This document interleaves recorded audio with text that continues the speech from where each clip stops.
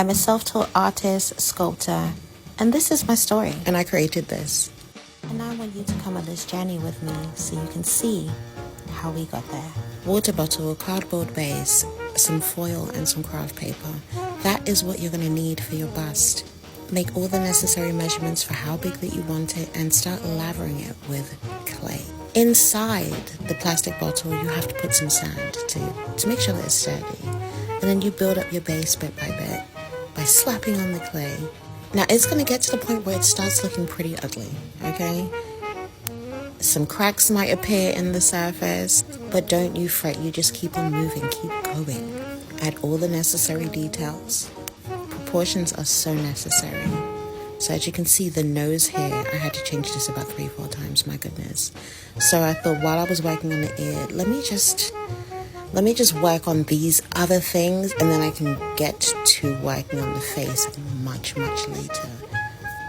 Because I really didn't want to stress myself out.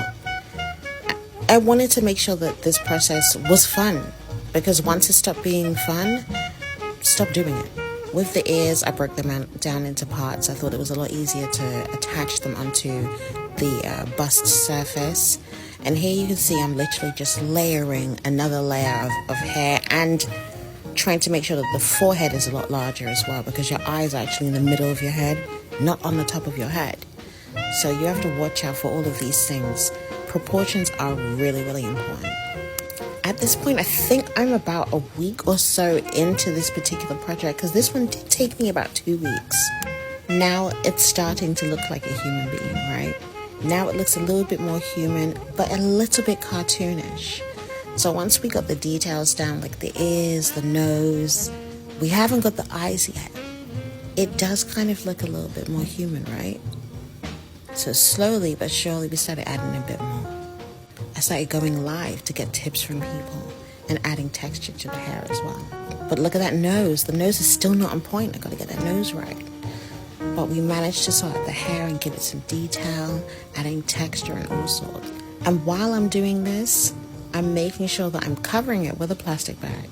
In between each session, giving it a light mist. Now that I got the nose down, as you can see, the nose is completely different. I finally can work on the details like the hair and the facial hair, and I do this by adding a lot of texture. Texture is incredibly important because it separates it from just looking like a regular old sculpture to almost looking identical to somebody's face. And I'm really proud of myself here, because you can now see that this looks like it could be somebody, right? There you can see I have Adam and Eve seated together on the table, and I'm really proud of myself. I still have to add a few more bits and pieces, like some texture to the snake that's wrapped around his neck. But his face is, honestly, this is one of my favorite busts. And when I speak to others, they're incredibly proud of me, and I'm proud of myself.